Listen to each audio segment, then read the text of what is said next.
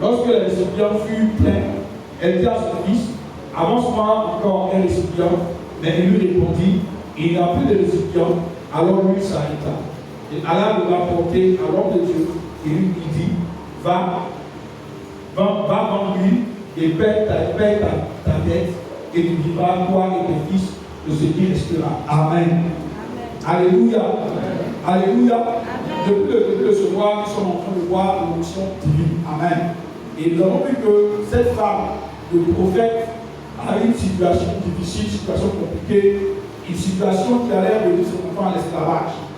Et la Bible dit, ce qui a sauvé cette femme, c'est lui qu'elle avait chez elle à la maison, lui qu'elle a négligé, lui qu'elle ne considérait pas. Et c'est cette huile-là qui, par à la direction divine que va lui donner le prophète Élisée, c'est cette huile-là qui va lui permettre de pouvoir se libérer, de payer sa dette et de pouvoir vivre avec ses enfants. Alléluia.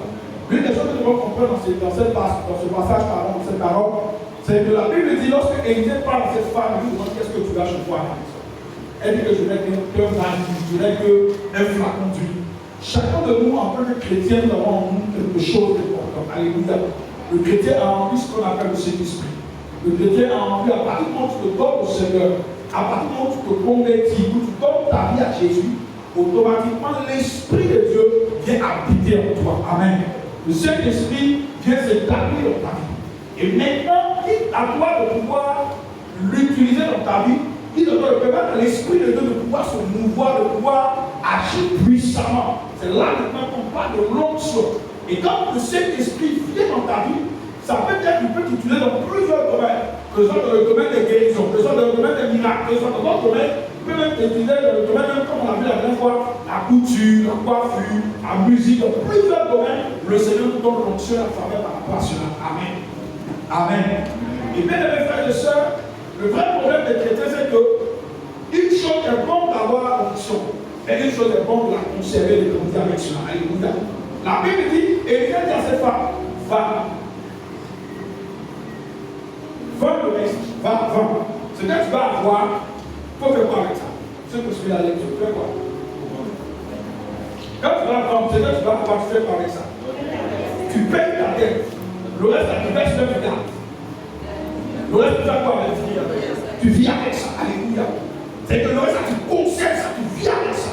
C'est le reste qui va rester, qui va te permettre de vivre. Une partie de ce que tu vas vendre va te permettre de pouvoir payer la dette. Mais l'autre partie va rester avec toi et te permettre de pouvoir vivre. Alléluia.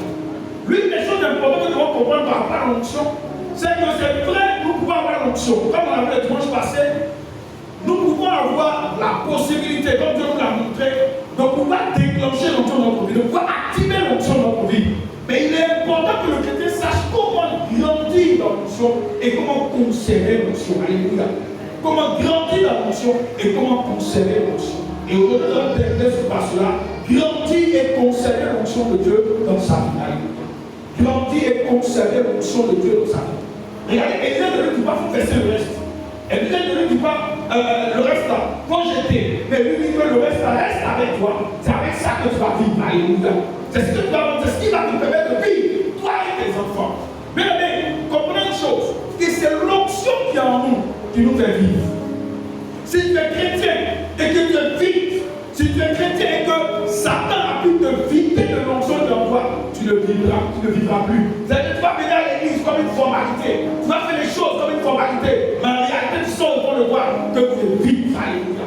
Et aujourd'hui, le plan chrétien aujourd'hui, c'est qu'il y a beaucoup de chrétiens qui sont vidés, totalement vidés par le diable. Satan les a vidés de l'onction de temps d'eux. Satan a enlevé toute la substance de temps d'eux. Et quand on les voit comme des gens souriants, on les voit comme des gens qui dansent, on les voit comme des gens qui prêchent, même comme des gens qui chantent. Mais au fond d'eux, il n'y a plus rien parce que Satan a tout enlevé.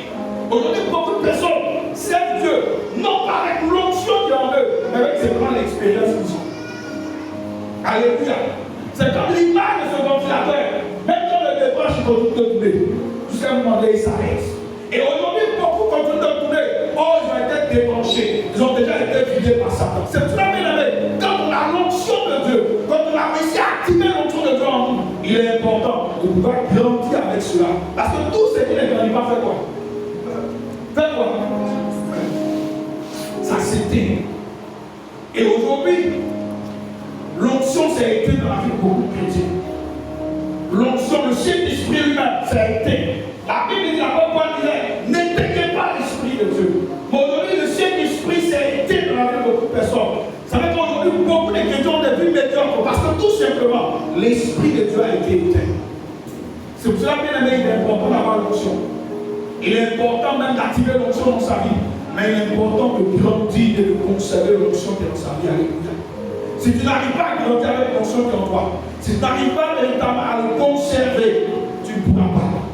C'est que ta vie va tourner, mais tu ne pourras rien faire. Parce qu'en réalité, il n'y a pas. Il n'y a pas de moteur, il n'y a pas de carburant. L'Esprit de Dieu est en nous, c'est ce carburant. La voiture peut être belle. Une dernière 4x4. Comme on appelle ça, Land Rover 2023. Avec tous les accessoires, tout. Mais s'il n'y a pas de moteur, il ne tourne pas. S'il n'y a pas de carburant, il n'avance pas. Alléluia. Beaucoup sont jolis. Beaucoup ont la forme. Beaucoup ont la carrure. Mais au fond, il n'y a plus de carburant. Parce que l'esprit de Satan, l'esprit du monde a enlevé, a fait couler le carburant. Et la voiture est garée, ça avance. Amen. Amen. C'est pour ça que nous devons comprendre, bien mes frères et sœurs, qu'il nous faut grandir dans l'onction, il nous faut conserver ce que Dieu nous a donné. Élisée ne dit pas cette femme va jeter. Ne lui dit pas pour l'enlaisser. Ne lui dit pas elle verse le reste. Parce que tu as payé la dette des enfants, comment verser le reste? Non, il lui dit conserve ça. Et c'est avec ça que tu vas vivre avec tes enfants. Alléluia. Conserve ça.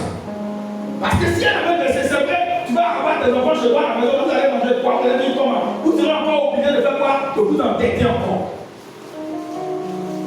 Et Élisée ne lui dit pas de verser, il lui dit garde ça. Et vis avec ça avec tes enfants. Alléluia. C'est pour cela, bien aimé, quand Dieu te donne quelque chose, je dis ça à quelqu'un ce matin, quand tu as prié pour quelque chose que tu as eu, il ne faut pas jouer avec ça. Beaucoup de chrétiens jouent avec la grâce de Dieu. Beaucoup de chrétiens jouent avec les dons que le Seigneur leur donne. Des gens ont prié pour avoir les dons de prophétie. Des gens ont prié pour que Dieu les guérisse. Des gens ont prié même pour se marier. Mais ils jouent avec ça. Ils ne prennent pas ça à la légère.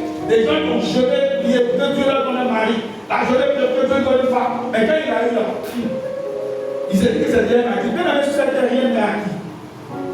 Alléluia. Rien n'est acquis. Regardez, cette semaine, parmi les deux personnes, les gens qu'on connaît dans le monde politique et dans le monde showbiz sont morts comme ça. Simplement quelque chose. Rien n'est acquis. Pendant que tu penses que tu vas arrêter, tu vas peut-être jouer en train de t'asseoir, tu peux même te coucher. Alléluia. C'est parce que Dieu met quelque chose en toi qui va te permettre de vivre. Il faut jalousement conserver cela. Il faut jalousement conserver. Il ne faut même pas jouer avec ça. Même quand une situation va te pousser à sortir du plan de Dieu, à sortir ce que tu as fait pour ta refuse, puis te mettre faire marche. Parce que tu peux être debout aujourd'hui et demain tu peux te coucher. Amen. Amen. Et aujourd'hui, l'un des pieds de Satan, c'est qu'il est en train de mettre dans la tête des gens, de beaucoup de chrétiens, que tu as encore le temps de te rattraper. Tu as encore le temps de te rattraper. Tu peux t'arriver aujourd'hui, tu peux jouer avec ta vie, mais tu as encore le temps de te rattraper. Mais je dis à quelqu'un qu'au moment où tu as pensé que tu sais maintenant te rattraper, c'est en ce moment-là que tu vas coucher. Amen. Amen. Il y a quelqu'un qui disait, la vie on ne sait pas. Parce qu'il n'y a pas deux vies. Alléluia. C'est pas comme chaussure, il y a porté, ça ne me rend pas. J'ai porté autre chaussure bénie. Non. La vie, c'est une seule vie qu'on a. Et c'est que Dieu t'a donné, si tu joues avec ça, et que le Seigneur, et que le diable cherche de l'enlever, c'est fini. Il va plus essayer encore. Il n'y a pas fait de je vais mourir, bien et venir encore enfant aux États-Unis. Ça n'existe pas. À nous, les Africains, c'est la garde. S'il va, il va me sortir quoi ailleurs. Bien aimé, tu ne sors pas ailleurs. Si tu ne vas pas bien vécu, tu dois en faire. Alléluia. Non, si tu va sortir dans le monde d'une femme blanche, c'est zéro, c'est faux. Alléluia. Cette théologie n'est pas biblique, que ça n'existe pas. Non, s'il va sortir encore, quand tes enfants disent, ah, on est que c'est ce grand petit bataille qui est venu bien aimé, c'est pas ça. Donc la vie que Dieu te donne, ce que Dieu met en toi, ne joue pas avec ça. Amen. Amen.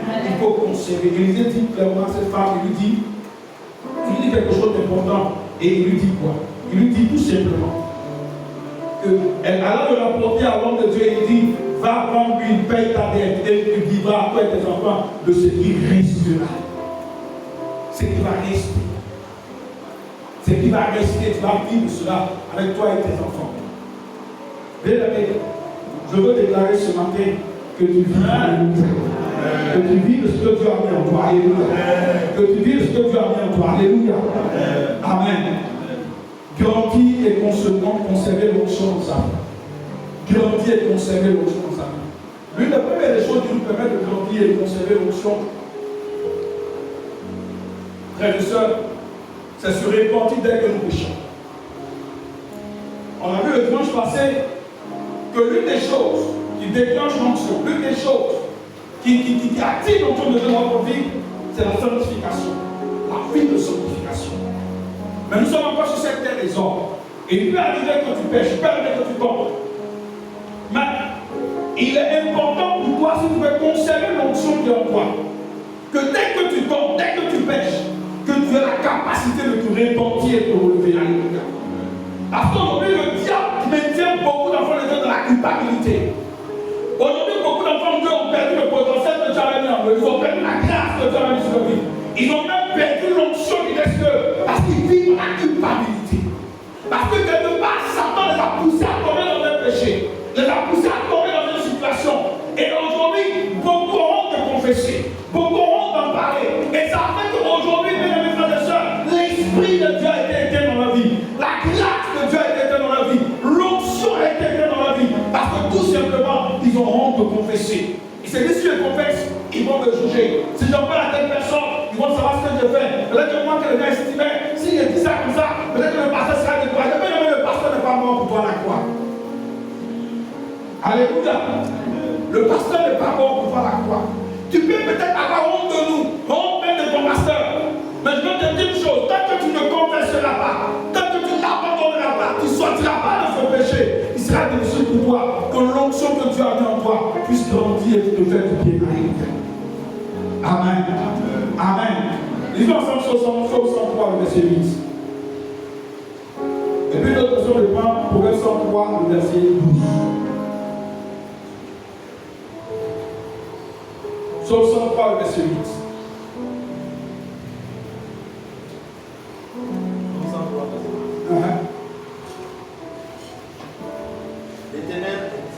L'Éternel est miséricordieux et compatissant, lent à la colère et riche à bonté.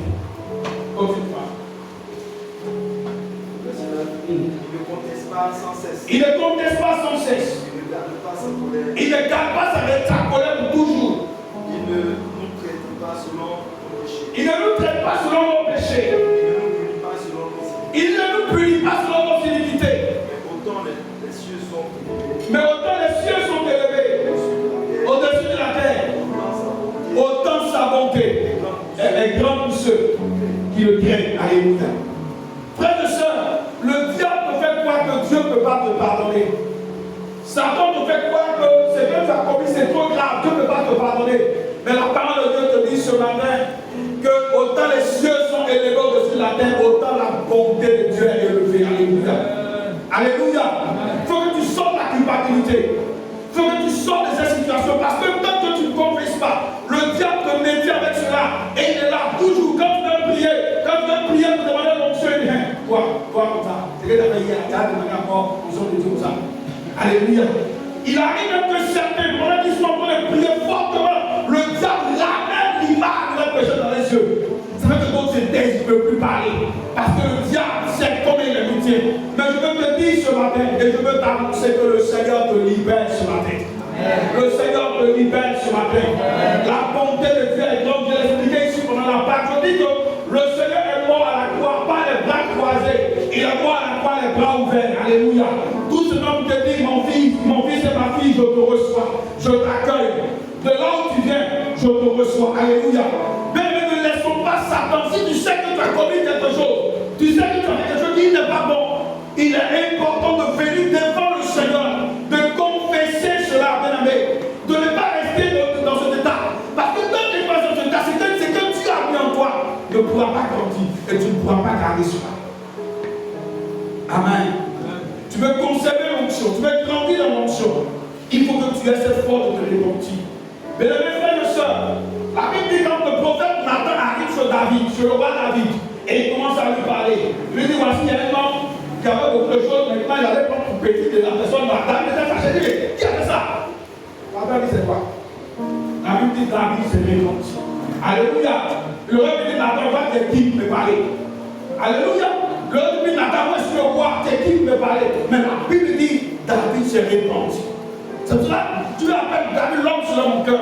C'est pas parce que David n'avait pas de péché, pas parce que David était sans péché, mais c'est parce que David avait toujours la capacité de se repentir lorsqu'il savait qu'il avait quelque chose de mal. Alléluia. Alléluia. Dans mon église aujourd'hui, les gens n'aiment pas se repentir. C'est dit qu'aujourd'hui, beaucoup de chrétiens ne peuvent pas utiliser la puissance de Dieu qui est en eux. Beaucoup de chrétiens ne peuvent pas dévoiler le potentiel que Dieu a mis en eux. Parce que beaucoup n'ont pas cette force de pouvoir se repentir. Alléluia. Alléluia. Il faut que tu aies la force de te repentir. La Bible dit quoi dans ce livre, quoi? Que celui qui cache cette transgression ne peut pas quoi? Il ne prospère pas quoi? Il ne prospère pas. Celui qui cache cette transgression ne prospère pas. Quand on dit prospérer, c'est dans tous les domaines, c'est pas forcément dans le domaine de l'argent, mais c'est dans tous les domaines de prospérer spirituellement, moralement, physiquement. Il n'arrive pas à prospérer. Vous ne verrez jamais, à moins que la personne soit païenne, mais vous ne verrez jamais un enfant de Dieu, un enfant, un véritable enfant de Dieu, je précise le mot, un véritable enfant de Dieu qui vit dans le péché, qui prospère. Ça n'existe pas. Alléluia. Ça n'existe pas. Il dit celui qui cache cette transgression, il ne prospère pas. C'est qu'il ne peut pas évoluer, il ne peut pas avancer, il ne peut pas être épanoui. Il peut même vous montrer la parole de quelqu'un qui est épanoui, mais au fond, il n'est même pas épanoui. Au fond, il ne grandit pas. Au fond, il n'avance pas. Parce que tout simplement, son péché là, il le cache. Il veille dessus. Il cache ça. Il cache ça. Bien aimé, tu peux nous cacher ton péché. Nous sommes des hommes. Mais tu ne peux pas cacher ton péché à Dieu. Alléluia. Tu peux cacher, tu peux nous cacher ton péché. Nous sommes des hommes. On n'a pas la capacité de tout savoir. Mais le Dieu qu'on appelle le Dieu omniscient, il est capable de savoir ce que tu fais dans le secret, dans ta chambre, la nuit. Même quand tu quittes la ville de Baké, va dans un hôtel en dehors de la ville de Baké, Dieu te voit là. Alléluia. Même si tu ne vas pas chez toi au village, comme c'est loin, tu ne vas pas de Baké, va chez toi au village. Dans ton village, tu m'as dit que tu as commencé une copine là-bas. Où que tu te trouves, Dieu te voit là. Est-ce que le Seigneur te demande ce matin? Pour conserver, grandir dans l'onction, il te faut la repentance. Alléluia. Alléluia. Celui qui ne peut pas se repentir, celui-là ne peut pas garder ce que Dieu lui a donné. Il ne peut pas conserver ce que Dieu a mis en lui. Il ne peut même pas garder cela. Parce que forcément, ça va partir. La Bible dit qu'on appelle Satan qui? Satan, c'est qui ça? L'accusateur des saints. On dit bien l'accusateur des saints. Lui, il accuse les saints. Et toi, tu n'as pas saint, il va faire quoi de toi? Regardez comment la parole se matin. Amen. La Bible appelle Satan l'accusateur des saints. Maintenant, toi qui n'es pas saint, la Bible ne dit pas pour toi. Est-ce qu'il reste accusateur? Non, il devient ton oppresseur. Parce qu'il accuse ceux qui sont innocents, mais toi qui n'es pas innocent, il ne va pas t'accuser. Au contraire, il va t'oppresser. Il va t'oppresser. Frères et sœurs, certainement que tu as reçu l'onction pour un domaine bien précis. C'est-à-dire que Dieu t'a donné, Dieu a mis en toi l'onction pour quelque chose de bien précis. Mais si tu n'as pas la capacité, si tu ne viens pas chaque fois devant le Seigneur pour lui demander pardon pour tes fautes, si tu ne reconnais pas les fautes que tu commets, les péchés que tu commets, bien aimé, tu ne pourras pas grandir et conserver ce que Dieu a mis en toi. Alléluia. Amen. Amen. Amen. Ça, c'est l'une des choses importantes lorsque nous voulons conserver et grandir dans l'onction de Dieu dans notre vie. Amen. La deuxième des choses qui nous permet de conserver et de grandir dans l'onction, frères et sœurs, c'est de chercher constamment la présence de Dieu. Chercher constamment la présence de Dieu. Bien aimé, c'est dans la présence de Dieu qu'on peut être restauré, qu'on peut être renouvelé. Je suis un peu choqué aujourd'hui parce qu'aujourd'hui, beaucoup de chrétiens, les chrétiens, je ne sais pas, les chrétiens 2.0, les chrétiens de maintenant n'aiment plus la présence de Dieu.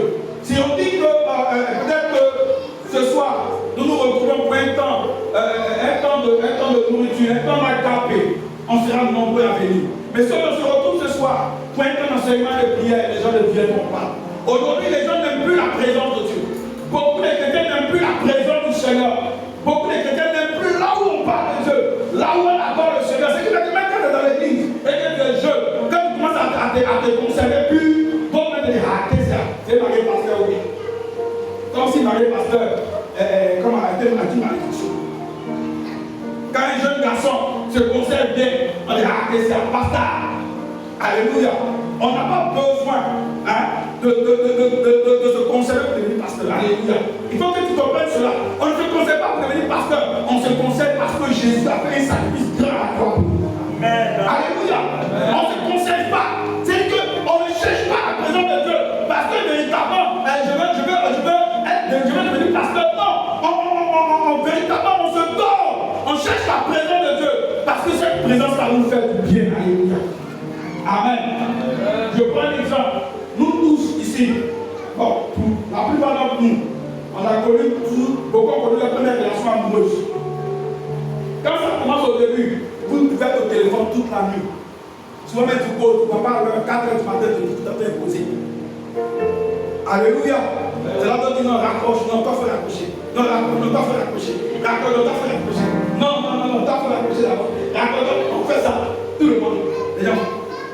Mais comment est-ce que quand on était dans des relations amoureuses, on avait cette capacité de vouloir toujours être avec la personne?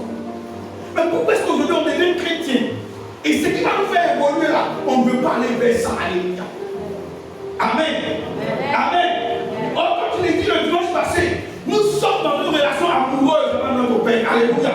L'Église et le Christ sont dans une relation amoureuse. Nous sommes l'épouse, l'époux. Donc normalement, la Bible dit que les désirs de la femme se porteront toujours vers son mari. Alléluia. Donc normalement, les désirs de l'Église, c'est d'aller toujours vers Jésus. De rechercher les endroits où on prie le Seigneur, de rechercher les endroits où on adore le Seigneur, de rechercher les endroits où on cherche la présence de Dieu. Mais vous savez combien de chrétiens recherchent la présence de Dieu? Frère, je vais te dire quelque chose. Vous savez, dans notre pays, c'est un pays où il y avait beaucoup de footballeurs. Beaucoup de gens jouent ballon. Et nous tous ici, on connaît des gens qui dans le quartier de notre enfance, qui savaient très bien jouer ballon. Est-ce que tous sont devenus professionnels? Alléluia. Est-ce que tous sont devenus professionnels? Est-ce que tous passent à la télé? Pourquoi? Parce que certains sont restés avec le talent. Ils n'ont pas cherché à évoluer. Parce que certains, on dit, ils sont restés forts quand ils jouaient les petits comités. Ils n'ont jamais cherché à évoluer. Pendant que ceux-là, souvent, qui n'avaient pas grand talent, ils se donnaient fortement. Ils savaient l'entraînement, ils se donnaient fortement. Mais d'autres, par contre, dormaient sur leur laurier avec le talent qu'ils avaient et ils sont restés. Et c'est comme ça souvent dans l'église. Il y a des gens qui ont la grâce de Dieu en eux. Il y a des gens qui ont le talent en eux. Mais ils ne cherchent pas à évoluer. Ils ne cherchent pas la présence de Dieu. Ils ne cherchent même pas à être dans la présence du Seigneur. Et quand c'est comme ça, tu ne peux pas évoluer. Ce qui est en toi, ça va quitter. Ça ne va pas rester. Lisons en parole de Dieu, s'il vous plaît. Psaume 73, verset 28. Et puis, 1 Corinthiens, verset 9, s'il vous plaît.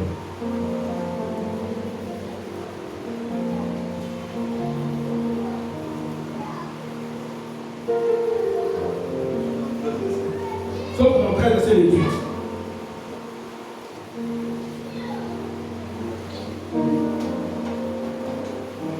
Pour moi, m'approcher de Dieu, c'est mon bien.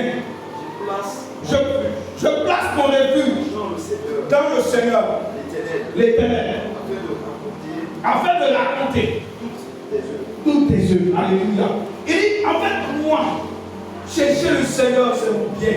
Alléluia. Chercher le Seigneur.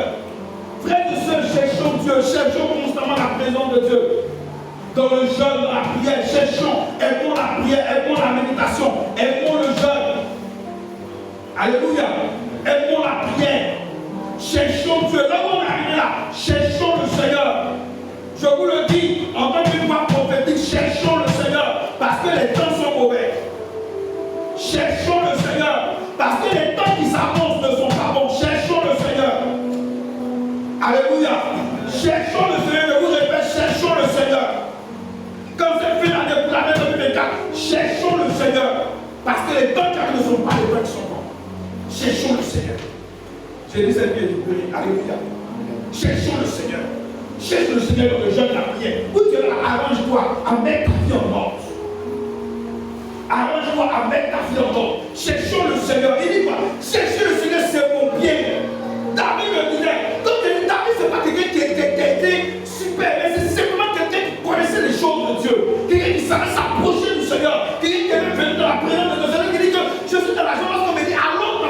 de Dieu. Alléluia. C'est lui qui a dit. Aimons la présence de Dieu. Cherchons le Seigneur, bien aimé. Si nous ne cherchons pas Dieu, il sera difficile que ce que Dieu a mis en nous puisse grandir et que nous puissions posséder cela. Alléluia. Beaucoup ont perdu. En fait, vous savez, c'est Dieu qui met ça en nous. Mais à partir du moment où nous nous déconnectons de lui, qu'est-ce qui va se passer? Non, moi ça ne va pas rester. On sait pas, je suis content. Qu'est-ce qui s'est passé? Qu'est-ce qui s'est passé? Ça tourne un peu, après ça va s'arrêter. On fait le cloche. Qu'est-ce qui se passe? En réalité, dans la prise, il y a la source d'énergie. Alléluia. Le ventilateur ne peut oublier le seul. Quand il n'est pas connecté à la source, il ne roule pas, il ne souffle pas, il n'est même pas utile.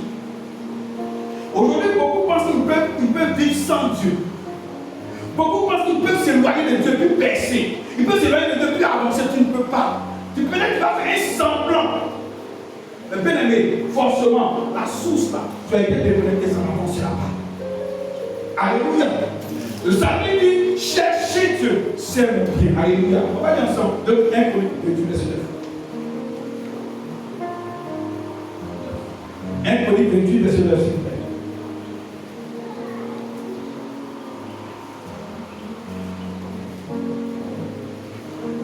1 Corinthiens 28, verset 9.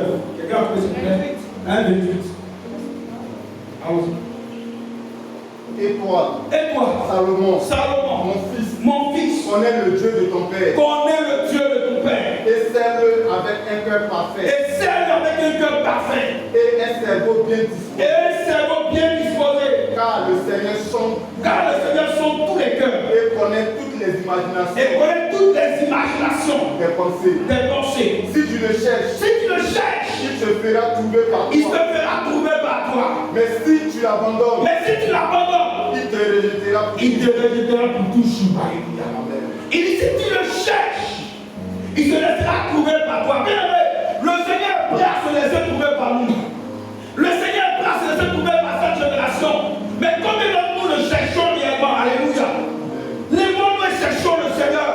Nos pères avant on semait, nos pères avant cherchaient le Seigneur. Mais nous, cette nouvelle génération, on n'aime plus chercher le Seigneur. On est devenus des chrétiens. C'est quand il y a danse, on danse beaucoup. Pas que je sois posé à la danse. Mais lorsqu'il s'agit de prière, on ne prie pas. Chaque fois qu'on parle des choses spirituelles, on n'y est pas là-bas. Alléluia. Amen. Amen. Il dit, je me laisse trouver par celui qui me cherche. Si tu me cherches, tu vas me trouver. Bien-aimé, on dit le Seigneur est loin de nous, mais est-ce que nous le cherchons réellement? Tu veux garder ce qui est en toi. Tu veux grandir, alors commence par chercher le Seigneur. Cherche-le constamment. Le matin au réveil, cherche-le. Le samedi, cherche-le. Chaque fois que tu as envie, cherche-le dans la prière. Cherche-le dans la méditation. Cherche-le. Là où tu peux le trouver, cherche-le. Mais pas aller chez le marabout, chez le féticheur, parce qu'il n'est pas là-bas. Alléluia. Cherche-le. Cherche le Seigneur. Dans le jeûne, dans la prière. Parce que si tu ne cherches pas Dieu, c'est lui la source de ta bénédiction. La Bible dit que la personne de l'Éternel n'est suivie d'aucun chagrin. Alléluia. Elle n'est suivie d'aucun chagrin. Quand ça vient de Dieu, il n'y a pas de chagrin derrière. Mais quand ça va venir du diable, il y aura forcément chagrin derrière. C'est elle qui enrichit cette bénédiction. Mais après, quand tu te déconnectes la source, tu ne peux rien faire. Il dit, je suis le cercle et vous êtes les sarments. C'est-à-dire que je suis le tronc, vous êtes les branches. Si vous ne demeurez en moi, vous ne pouvez rien faire.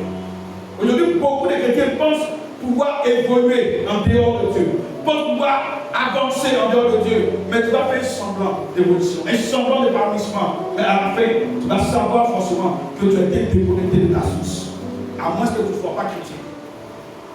Amen. Amen. Amen.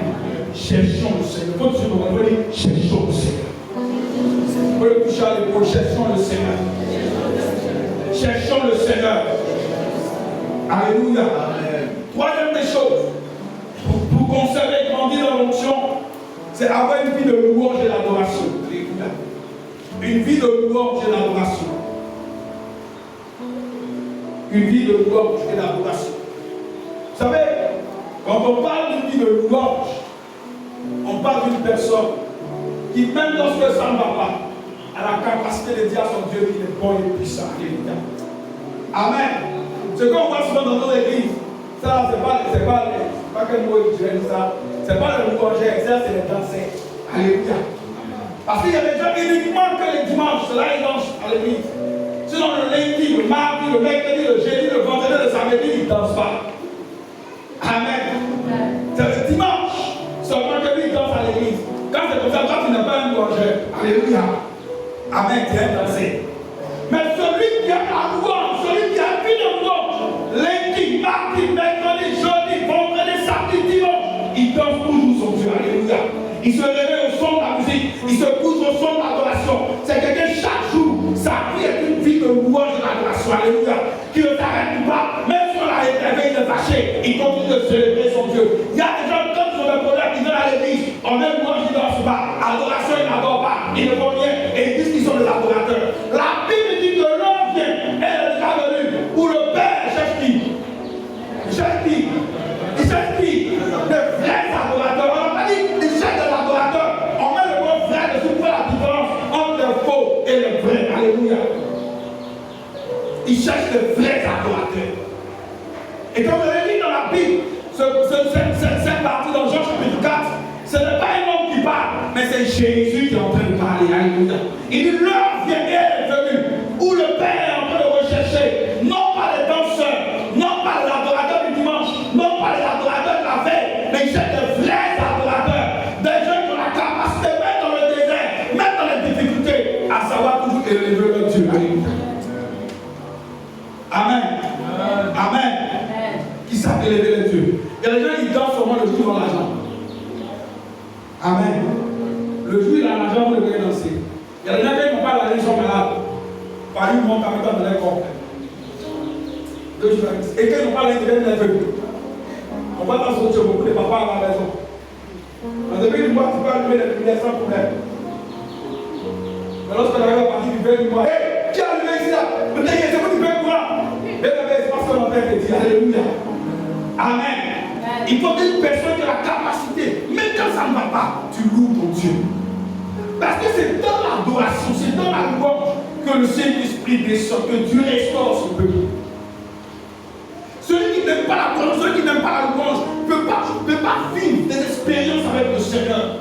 La restauration, la visitation du Saint-Esprit, on le ressent plus dans l'adoration, plus dans la gloire. Ce matin, pour ceux qui ont compris, on l'a tous, c'est que beaucoup l'ont senti. Qui ne sont pas des adorateurs, n'ont pas vu ce qui s'est passé. Alléluia.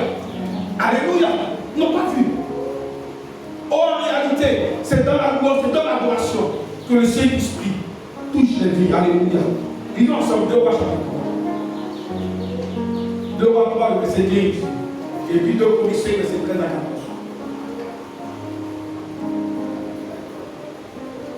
2 Rois 3, verset 15. De 2 Corinthiens, verset 13 à 14.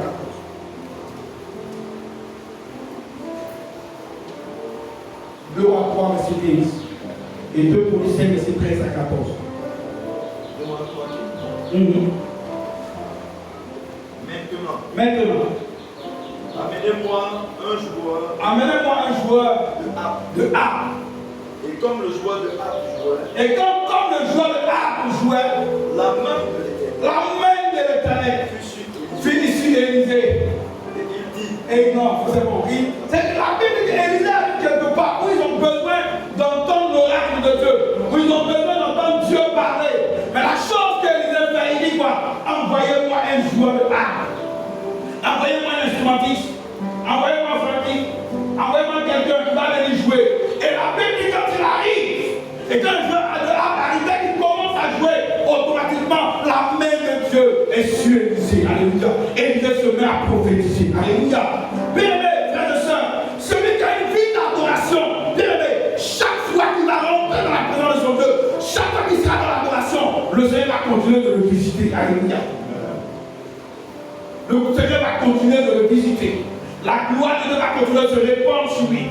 La puissance de Dieu va continuer de descendre sur lui. Tu vas grandir dans l'onction, tu vas conserver l'onction. Il est important pour toi d'aimer la louange et l'adoration. Il est important pour toi d'avoir cette vie de louange et l'adoration. Alléluia. 2 Corinthiens, verset 13 dit quelque chose d'important. Et lorsque ceux qui sonnaient, les trompettes, et ceux qui chantaient, et ils s'unissaient, d'un même accord, pour célébrer pour louer l'Éternel, ils ont fait retentir les trompettes, les cymbales et les autres instruments, et célébrer par ses paroles, car il est bon. Sa miséricorde durera toujours. En ce moment, la maison fut remplie d'une nuée. Allons verset 14. Les sacrificateurs, ils ne pouvaient même pas rester dans la pièce à cause de la nuée. Car la gloire de l'Éternel remplissait la maison. Alléluia. Regardez ce qui s'est passé. Quand les chants et les instrumentistes se sont mis d'accord, écoutez très bien, c'est important, je parle pour les chants et les instrumentistes. La Bible, quand ils se sont mis d'accord pour chanter, d'accord pour jouer ensemble, dès qu'ils ont commencé à jouer, ils ont commencé, et les gens ont commencé à dire où est soit l'Éternel. La Bible dit automatiquement, la nuée a envahi le lieu où ils étaient arrivés. Et les sacrificateurs n'ont même pas pu rester dans la pièce, parce que la gloire de Dieu était pas, ce qu'on appelle la Shekinah, la gloire visible de Dieu. Amen. Amen. Mais cette gloire vient à quel moment? Elle vient au moment où les gens se mettent en chant pour adorer, pour louer le Dieu. Alléluia. Quand ton cœur n'est pas loin, quand ton cœur n'est pas épargné, quand ton esprit ne pense pas ce que tu vas manger demain, quand ton cœur ne pense pas ce que tu viens avec la désert, et que ton esprit et ton cœur, et que ton corps, tout son sang, sont unis pour adorer ton Dieu, forcément Dieu envoie son esprit sur toi. Alléluia. Alléluia. Et c'est ça l'un des secrets pour continuer toujours à grandir dans l'onction de Dieu. Savoir adorer Dieu en faisant vie. En fait, vous savez, aujourd'hui, beaucoup de personnes ont du mal à laisser la problème de côté pour adorer le Seigneur. Ça fait que lorsqu'ils sont dans l'adoration, ils ne peuvent pas adorer longtemps. Et quand ils sont dans l'adoration, ils ne ressentent pas la puissance de Dieu. Souvent, c'est pas vrai que c'est la parole. Quand ils sont mis ensemble et qu'ils ont commencé automatiquement, l'onction a été libérée. Quand tu peux avoir des problèmes, on a tous des problèmes, pas qu'il n'y a pas de problème. On a toutes des situations difficiles qu'on traverse. Mais quand tu arrives à vivre cela, quand tu rentres dans la maison de Dieu, et que tu oublies ces choses, quand tu rentres dans la présence de Dieu, et que tu oublies ces choses, tu oublies là où on t'a blessé, tu oublies là où on t'a frustré, tu oublies ce que tu as vécu, et que tu te disposes, ton cœur, ton âme, ton corps et ton esprit se disposent pour adorer ton Dieu. Il n'y a rien de tel, forcément, Dieu en fait quelque chose pour aller. Alléluia. Amen. Alléluia. Amen. Beaucoup n'arrivent pas à ressortir ces choses. Beaucoup n'arrivent pas à vivre cette expérience de Dieu. Parce que même quand ils ferment les yeux, leurs pensées sont ailleurs. Même quand ils ferment les yeux, même quand leur bouche est en train de parler, leur cœur pense à autre chose. Ça veut dire qu'il est difficile pour beaucoup de chrétiens de pouvoir ressentir la puissance de Dieu dans l'adoration, de ne pas sentir la visitation de Dieu. Parce que pendant qu'on est en train d'adorer, notre esprit est ailleurs. Alléluia. Alléluia. Vous devez de ma profession, c'est l'une des choses qui m'a beaucoup fatigué. Pendant que tout le monde a les mains levées, moi, mes mains sont levées, mais sans penser à autre chose. Souvent, quand c'est un prédicateur qui prêche, je dis tiens, quand je fais c'est ma main, c'est pas ça. Amen. Et chaque fois que j'allais des programmes à côté de moi, devant moi, derrière moi, les gens sont visités par la puissance de Dieu. Même Dieu, c'est Dieu aurait en âme carité. Mais ça, c'était la ça. Amen. Un jour, je me suis dit, attends, est-ce qu'il me laisse tomber même ça va peut-être, en même temps, faire quelque chose. Après, je me suis dit, non, si elle me laisse tomber, elle va faire aussi ça. Au fur et à mesure que j'ai commencé à avancer avec le soleil, j'ai compris qu'il fallait pouvoir disposer mon cœur et mon esprit. Que même quand tu as des situations, même quand tu as des problèmes, quand tu rentres dans la présence de Dieu, il faut les déposer à côté. On ne rentre pas dans la présence de Dieu avec son fardeau, on dépose, on décharge. Il faut dire pourquoi ce matin décharge. Il faut dire décharge. Il faut dire décharge. Alléluia. Les gens sont chargés puis ils rentrent. C'est comme ces petits gens qui dansent saluer. Je me rappelle par exemple chez ma fille, je me la saluer et puis elle reste ma tête. Et puis je salue ses enfants. Et à la terrasse, et puis il est dans son salon, il s'assise dans le fauteuil, pareil, sur ma tête. Je vois la tête, voilà. Il y a bien le dos. Hein? Ah, ça a commencé. Alléluia. Comme la pauvre vieille qui quitte au champ. Et qu'il y a un monsieur qui va mettre sa voiture. Et le monsieur dit, ah, la vieille, il faut monter. Et la vieille, il ouvre la portière, la vieille monte un barrage sur sa tête. S'assoit derrière, le barrage sur sa tête. Le monsieur dit, la vieille, il faut déposer. Ça va pas le barrage, il faut faire monter. Alléluia. Ça va pas le barrage, il faut monter. En fait, il voulait que tu montes déjà le barrage.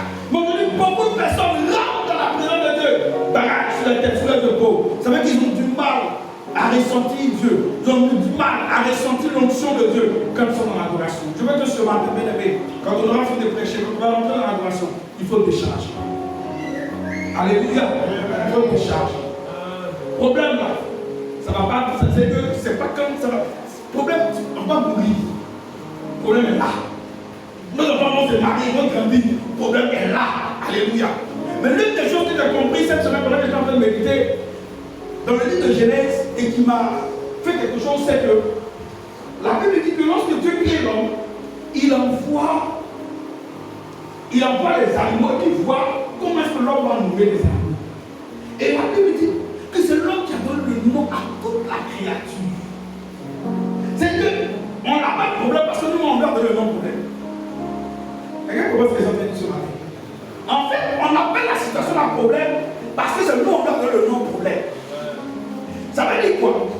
Moi-même, homme qui t'a donné le nom problème, je peux changer ton nom pour dire que c'est une solution. Amen. Amen. La Bible dit, c'est l'homme qui a eu le nom à toutes choses. Chaussures, c'est le nom de la nom. Pantalon, c'est le nom de nom. C'est le nom de nom. Micro, c'est le nom de nom. Donc ça veut dire que problème aussi, c'est le nom à appeler problème. Donc si moi je t'ai appelé problème, je peux aujourd'hui, quand tu me fatigues, changer ton nom. Amen. Amen.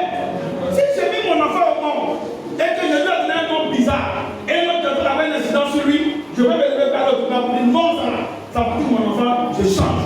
Alléluia. Bien aimé, il faut que ce matin, tu dis la situation que tu n'es pas problème dans ma vie. Alléluia. Au contraire, tu as une solution pour moi. Alléluia. Tu as une bénédiction pour moi. Il faut qu'on ait cette capacité. Et alors, on va pouvoir entrer dans l'adoration. Alléluia. Quatrième avant des choses, nous devons les grandir et les conserver l'onction. C'est la prière en langue. Alléluia. La prière en langue. Bien aimés frères et sœurs, je veux te dire quelque chose. Écoutez-moi très bien. Quand deux personnes de même ethnie sont mariées, qu'est-ce qu'ils parlent à la maison? Ils parlent quoi? Ils parlent de langue. Quand une personne qui a sa langue maternelle, quand une personne ne sait pas parler sa langue maternelle, est-ce que c'est une bonne chose? Non, répondez-moi, chers frères et sœurs. Maman, je vous êtes chrétien. Comment? Ok. Imagine que votre enfant va parler aussi à petit, et puis votre enfant ne sait pas parler petit. Est-ce que vous, ça vous voulez après les Amen. Amen. Et j'explique quelque chose quand je vous pose la question. La Bible dit à tous ceux qui l'ont reçu, à ceux qui croient en son nom, sont devenus qui? Ils sont devenus enfants de Dieu. Ils sont devenus enfants de Dieu. Ça veut dire que moi qui étais peut-être bêté, parler, gros, entier, c'est faux. À partir du moment où je donne ma vie au Seigneur, je ne suis plus seulement mon ethnie, mais je suis devenu enfant de Dieu. Et la langue que Dieu parle, c'est la langue de sa bouche. Maintenant, moi je suis enfant de Dieu, puis je ne sais pas parler la langue du Père. Ça ne fait pas honte ça. Et ça fait honte, ça ne fait pas honte. Répondez-moi, ça fait honte, ça ne fait pas honte. Lisons la parole de Dieu avec moi. Amen. Lisons ensemble. 1 Corinthiens 14, verset 2. Et le verset 4.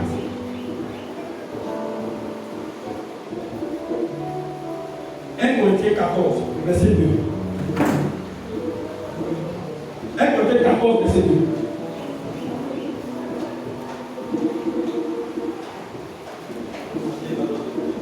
Verset 2.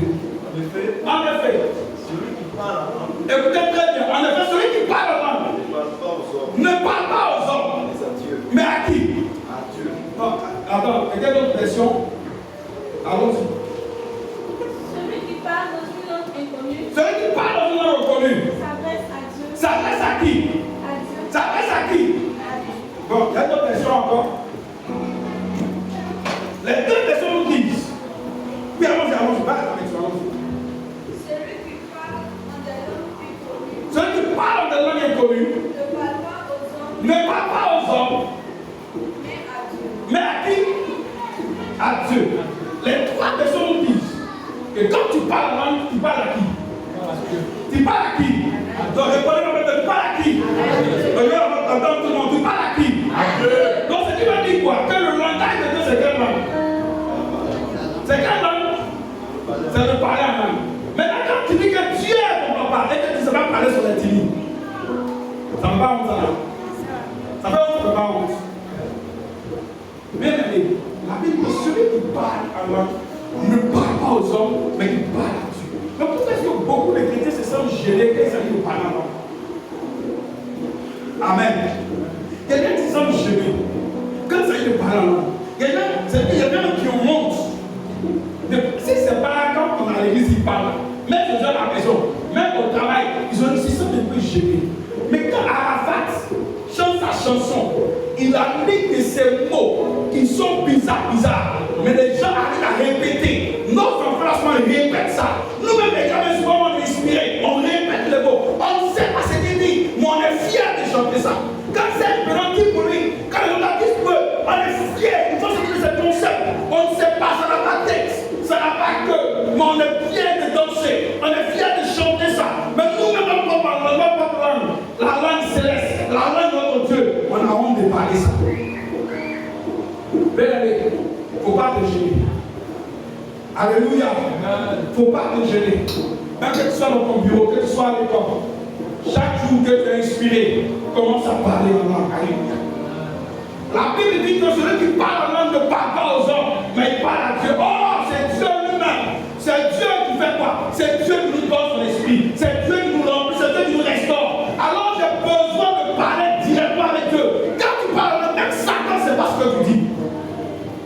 Si je parle en français à ma soeur là, ça doit être voici mon sujet. Quelqu'un d'autre doit attendre. Mais si elle est bonne en français, elle va frapper en langue tout à l'heure. Satan dit, mais sur les 10 mois, qu'est-ce qui se passe? Alléluia. Qu'est-ce qui se passe? Remarquez bien, pour ceux qui sont dans l'esprit, chaque fois que tu penses à parler en langue, tu sens qu'il y a quelque chose qui va se produire dans ton corps. Alléluia. Quelque chose se passe, tu sens la puissance, tu sens l'onction de descendre sur ta vie. Parce que le parler en langue te connecte directement avec le Seigneur. N'ayons pas honte de parler. C'est la langue de notre royaume. Alléluia. C'est la langue de notre pays. Alléluia. N'ayons pas honte. N'ayons pas honte. Il faut que bien aimé, de la même manière quand tu vas parler de l'éthiopie, tu as honte. Ça te fait bizarre. Tu cherches à comprendre, tu cherches à parler. Quand tu vas parler de l'éthiopie, puis on t'écrit dans le main dessus. Tu vois, ça te fait mal. Amen. Amen. Surtout quand tu vas parler chez les gens. Tu allais aller chez eux, puis ça te fait parler l'éthiopie seulement. Tu ne comprends pas. Mais pour quel des hommes, tu les sors de parler. Alléluia. Or, si vous comprenez, ça ne va pas te faire mal. Alléluia. Peut-être qu'ils sont en train d'apprécier. Mais comme tu ne comprends pas, tu te dis, si les gens veulent me critiquer, mais c'est pas qu'ils sont en train d'apprécier. Mais tu n'as pas compris. Pourquoi? Parce que tu ne comprends pas cette langue. Aujourd'hui, Dieu est prêt à bénir ses enfants. Mais combien de personnes recherchent de parler la langue? Combien de personnes cherchent à être connectées, à parler directement au Seigneur? Là-bas, il n'y a pas de traducteur. Quand tu parles directement, Dieu sait ce que tu es en train de dire. Dieu sait automatiquement ce que tu es en train de dire. Il n'y a pas besoin de traducteur. Tu veux grandir dans l'onction. Tu veux conserver la grâce qui est en toi. Commence à parler. Amen. Dis le verset 4. Verset 4. Et le verset 4 dans le verset 4. Celui qui parle en langue, c'est difficilement ça dit là. La partie là. Celui qui parle en langue, il fait quoi? C'est difficile. En fait, vous comprenez que le parler en langue n'est pas pour les autres, c'est pour nous-mêmes d'abord. Il s'édifie. Que veut dire le mot édifier? Quelqu'un d'autre version? Que veut dire le mot édifier? Lis le verset 4. Celui qui parle en des langues inconnues est seul à en tirer quoi? Profit. Alléluia. Un édifice, c'est quoi? Un édifice, c'est quoi? Et construit. édifie lui-même, alors il est en train de se construire. Il est en train de se construire. Il est en train lui-même de s'arranger. Mais quand tu veux grandir, il faut que tu aies cette capacité. N'attends pas seulement dans l'adoration. N'attends pas quand tu es à l'église dimanche pour commencer à parler en langue. Que ce soit à la maison, partout où tu te trouves. Chaque fois que tu as envie de prier, ouvre la bouche et commence à parler en langue. Même si c'est une seule phrase, commence par dire cette phrase. Beaucoup étaient baptisés de cet esprit. Après, l'esprit de Dieu c'est bien. Parce qu'ils ont pensé que c'était une seule phrase, ça allait rester. Mais quand un enfant commence à parler, il dit combien de phrases? Il dit combien de phrases? C'est des syllabes. Quand un enfant commence à parler, il ne dit que des syllabes. Au fur et à mesure, mais il ne s'arrête pas. Il continue de parler, il insiste. Il continue jusqu'à ce qu'à un moment donné, on entend audiblement. À un moment donné, on entend bien, on comprend parfaitement ce qu'il dit. Mais beaucoup étaient baptisés d'esprit. Ils ont regardé une seule, c'est resté à eux. Ils n'ont plus parlé. Le jour, on a imposé les mains. Ils ont parlé, ribababa. Se sont tués après ça. Ils se sont dit que ribababa, ça reste à Claude. Mais ça ne reste pas pour quelqu'un. Chacun a lui. Alléluia. Amen. Et les gens ont plus parlé, se sont tués dessus. Et ça fait que ça a été l'esprit en eux. Ça a été la grâce, ça a été l'onction qui était dans leur vie. L'onction ne va plus grandir. Parce qu'en réalité, il a été étouffé par beaucoup de préjugés. Amen. Amen. Amen. Bien les frères et sœurs, nous devons grandir et conserver l'onction pour Dieu. Et le dernier point, pour terminer, c'est avoir de bonnes compagnies. Avoir de bonnes compagnies. Avoir de bonnes compagnies, de bonnes personnes qui marchent. Frères et sœurs, si tu veux grandir dans l'onction, tu veux conserver, il faut que tu marches avec des personnes aussi qui sont dans le même esprit que toi. Amen. Vous savez, beaucoup de personnes ont perdu l'onction qui était dans leur vie. Beaucoup de personnes ont été la grâce qui était en eux. Beaucoup de personnes ont été l'onction qui était sur leur vie parce qu'ils n'ont pas su marcher avec les bonnes personnes. Ils n'ont pas su s'orienter avec les bonnes personnes. Ils n'ont pas su évoluer avec les bonnes personnes. Souvent, vous savez, l'onction, quand c'est en toi, l'onction est active. Et quand c'est actif, ça peut avoir toutes sortes de personnes. Des bons comme des mauvais. Des gentils comme des méchants. Mais c'est à toi de faire le discernement. C'est à toi de comprendre que si je veux continuer dans ce sens, si je veux que l'onction qui en moi puisse grandir, j'ai besoin de me retrouver avec des personnes qui pensent la même chose que moi. Des personnes avec qui je peux prier, des personnes avec qui je peux jeûner, des personnes avec qui je peux parler la part de Dieu. Et c'est cela que l'onction va grandir. Alléluia. Lisons Actes chapitre 2. Acte 2, verset 46 à 47.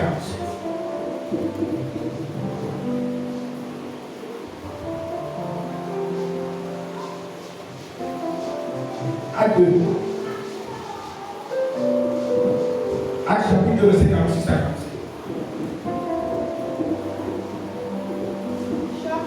Chaque jour, régulièrement, ils se réunissaient dans le temple. Ils prenaient leur repas ensemble dans la maison et mangeaient leur nourriture avec joie et simplicité de cœur. Ils louaient Dieu. Et ils étaient estimés par tout le monde. Effectivement. Et le Seigneur ajoutait chaque jour à leur repas ceux qui appelaient au salut. Vous voyez, l'une des forces de l'église primitive, c'est que tous ceux qui ont été gagnés étaient ensemble. Ils marchaient ensemble. L'un des secrets lorsqu'on veut grandir, c'est de marcher, rester ensemble avec des personnes qui pensent la même chose que toi. Alléluia. Si toi, tu as une certaine grâce sur ta vie et que tu marches avec des gens qui n'ont aucune conscience de ce que tu as mis en toi, ils vont te tirer vers le bas. Amen. Je dois te dire, et je me dis, ça n'engage que moi. Je dis toujours aux chrétiens, on est venu à l'église en détail. Si je marche avec toi et que je sens que tu es en train de me ramener en arrière, mon frère, c'est à l'église qu'on s'est rencontrés. Alléluia. C'est à l'église qu'on s'est rencontrés. Parce que le salut est personnel. Beaucoup pensent que le salut, il est en nous. Le salut n'est pas en nous, il est personnel. Quand je marche, que tu sois mon frère, que tu sois ma soeur, on l'a même église. Quand je constate un certain nombre de choses dans ta vie et que je ne te parle plus de fois que tu ne m'écoutes pas, je ne marche pas avec toi.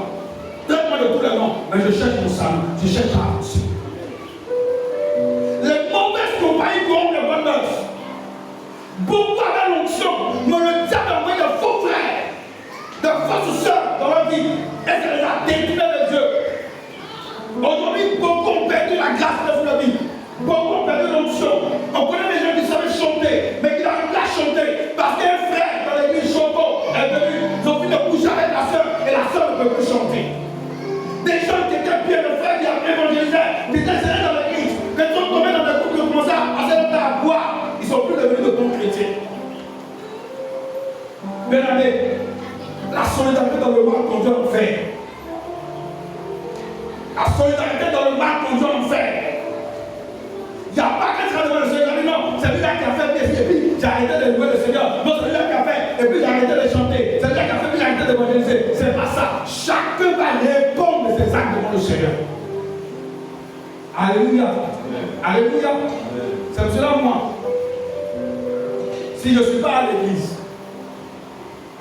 si je ne suis pas en voyage, si chez moi à la maison. Alléluia. Si je ne suis pas à l'église, si je ne suis pas peut-être en visite, si je ne suis pas en voyage en mission, tu vas aller chez moi, tu vas me quitter à la maison. Parce que je connais mon appel et je connais la grâce qui est sur la vie. Donc il y a des endroits où je ne vais pas. Je regarde des personnes avec lesquelles je ne marche pas. Pas parce que je suis supérieur, parce que je me connais. Je sais où je vais. Je sais qui j'étais avant. Donc il y a des endroits, je sais que si je suis parti là-bas, je suis capable de retourner derrière encore. Alléluia. Tu connais ta faiblesse. Tu sais que c'est ça qui te fatigue. Mais le frère vient, la soeur vient, allons-y là-bas et tu le suis. Bien aimé, il faut savoir où tu vas. L'onction que tu as mis en toi, tu ne peux pas grandir, tu ne peux pas la conserver tant que tu marches avec des gens qui sont faux. Des gens, les seuls soucis c'est de boire. Les seuls soucis c'est de chercher femme. Les seuls soucis c'est de chercher garçon. Les seuls soucis dans la tête là, comment le truc va finir? On allait manger bon au fou. Comment le truc va finir? On allait s'asseoir le maquis pour boire bien. C'est ça. De telles personnes ne marchent pas avec eux. Alléluia. Ne marche pas, même si c'est un enfant de pasteur, ne marche pas avec lui. Ne marche pas avec lui. Sinon, c'est qu'il y a encore là, tu vas perdre ça. La grâce est sur la vie, tu vas perdre ça. Bien aimé, je vous dis une chose. La fourmi sur le dos des éléphants, lorsqu'il traverse le pont, est-ce qu'il n'a pas traversé aussi? La grâce n'a pas traversé. Il a traversé. Mais parce qu'il était sur le dos de l'éléphant, il a traversé. Quand Jésus monte sur l'arbre et il rentre à Jérusalem, le jour de, comment on appelle ça? Le jour de la fête des rameaux. Mais qui marche sur le pain? C'est Jésus, mais c'est l'arbre. C'est qui? C'est l'arbre qui marche sur le pain. Parce qu'il a accepté que Jésus monte sur lui. En fait, ça veut dire quoi? Quand tu te frottes aux bonnes personnes, tu reçois de bonnes choses. Amen. Alléluia. Mais dès que tu vas te coller aux mauvaises personnes, c'est que tu as mis en toi, tu vas tout perdre. Et ça, c'est l'un des pièges dans lesquels on a vu beaucoup de chrétiens tombent. Des amitiés dans les églises qui n'ont rien à voir. Des amitiés qui ne vont pas évoluer, des amitiés qui ne vont pas avancer. On est dedans, tu sais que la seule est dedans. Elle est toujours dans l'avortement. Mais tu marches avec dans l'église ensemble, toujours dans l'avortement. Tu sais que la fille là, c'est une géreuse. Elle fait beaucoup de choses, de mauvaises choses. Et elle ne veut pas se repentir, elle est dedans. Et c'est ta camarade, c'est ta soeur, c'est ta CP de l'église. Et vous êtes dedans, vous vivez ensemble. Bien aimé, au jugement, on va faire le CP là-bas. Parce que le jour où tu vas mourir, ta seule personne de Dieu va se coucher ensemble. Elle va finir te laisser. Alléluia. C'est qui j'avais fait l'enterrer son meilleur ami? Qui j'avais fait l'enterrer son meilleur ami? Même ton papa qui pleure quand tu vas, on lui dit de se coucher, il va aller. Alléluia. Alléluia. Les gens qui pleurent ton funérail se plaignent. Chez nous au village, on fait acrobatie. Il faut acrobatie. Il peut mettre la boue même, sans dans les cheveux. Mais on te dit que bon, attends, tu as toi avec ton frère, hein? Bon, il faut te coucher avant d'enterrer de moi. Jamais. Alléluia. Souvent même, à ton funérail, ils sont des façons de génération. À ton funérail, ils sont en train de boire. Toi qui n'ont pleuré, toi qui n'ont Dieu en erreur, ils sont en train de boire à ton funérail. Et c'est que Dieu a mis en toi, tu as perdu sa cadeau. Bien aimé, l'un des pièges, ne tombez pas dans ce piège de Satan qui envoie dans nos églises aujourd'hui de faux frères. Des gens qui ne sont pas de Dieu. Ils n'ont pas besoin de voir. Disons, 1 Corinthiens 15. Le verset 33 et 34.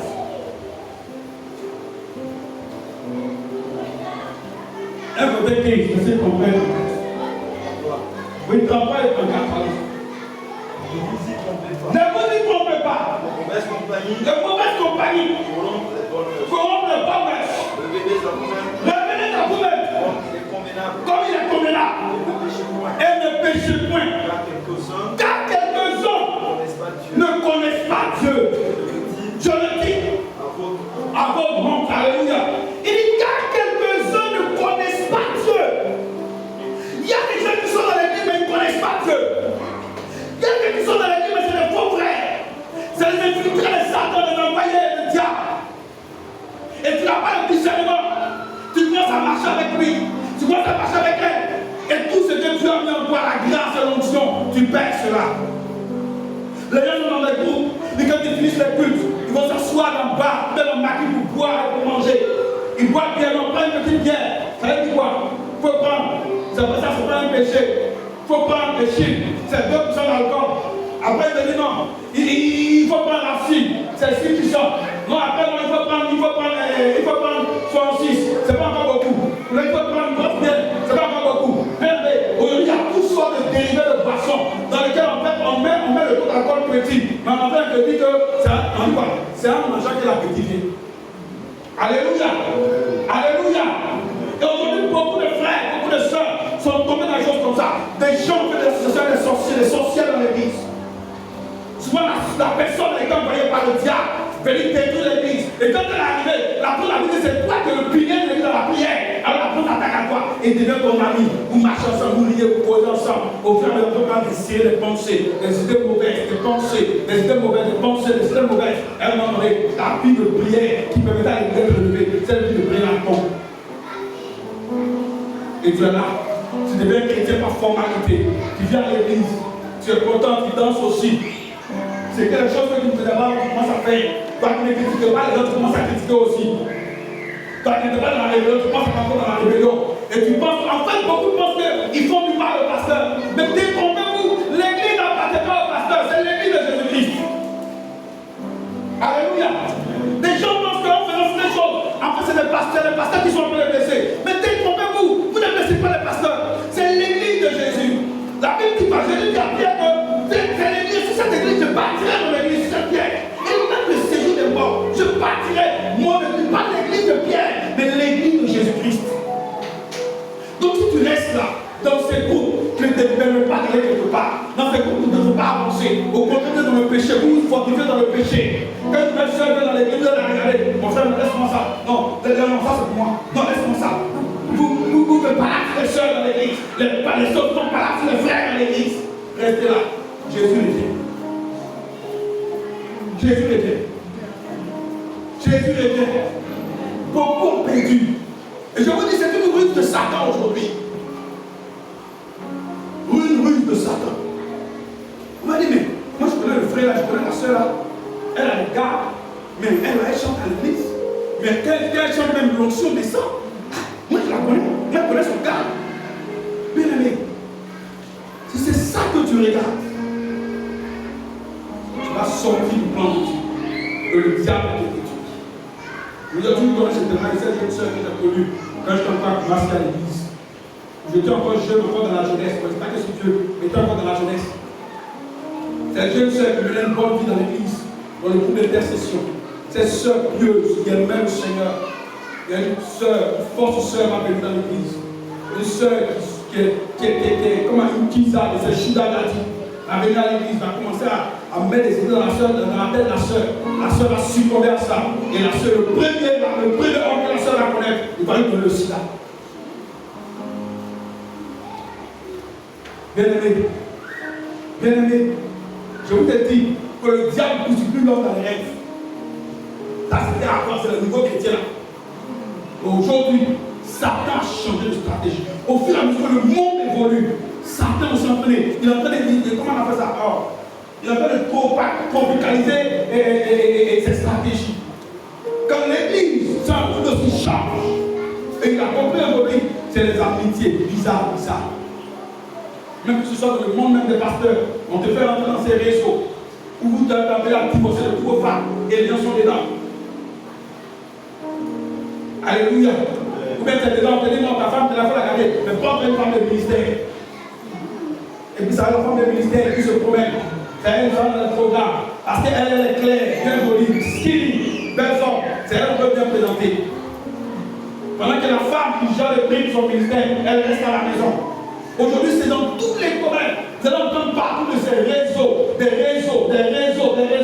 C'est une stratégie de Satan pour détourner beaucoup d'enfants de Dieu de la voie du Seigneur. Amen. Amen. Amen. Ne tombe pas dedans. Dieu a mis quelque chose en toi. L'espace que Dieu a mis en toi est détourné par les faux frères. La Bible dit clairement que certains parmi eux ne connaissent pas Dieu. Si c'était moi qui avais dit non, c'est moi qui ai dit, je parle beaucoup. Mais l'apôtre Paul le dit clairement, il dit fais attention, ne pêche pas. Parce que certains parmi eux ne connaissent pas Dieu. Certains ne connaissent pas Dieu. Ce qui me fait peur aujourd'hui, beaucoup de jeunes chrétiens qui sont peut-être l'avenir de l'église, qui sont l'avenir, ceux-ci qui Dieu compte pour lever une église forte.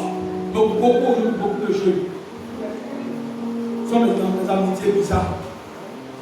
Ils les ont conduits à se séparer de Dieu. Ils chantent, ils dansent à l'église. Ils font beaucoup de choses. Mais en réalité, l'onction a été enlevée en leur vie. En réalité, ils ont été vidés de l'onction, de la grâce qui était dans leur vie. Ne laisse pas le diable te vider et d'enlever l'onction de toi. Alléluia. Mais je vais m'arrêter là ce matin. Que nous comprenions.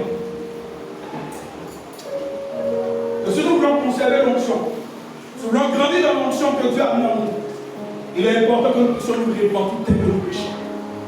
Il est important que nous puissions chercher constamment Dieu, constamment le Seigneur. Chercher la présence de Dieu. Il est important que nous puissions avoir une vie de louange et d'adoration. Que nous puissions être des personnes prières et nous puissions avoir de bonnes compagnies. J'insiste, de très bonnes compagnies. Alléluia. Les personnes qui peuvent amener à progresser à aussi. Les personnes qui peuvent t'amener à aimer Dieu davantage.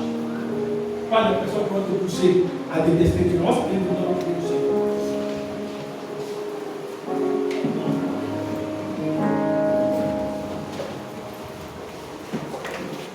Nous sommes à la fin de notre enseignement plus long ce matin.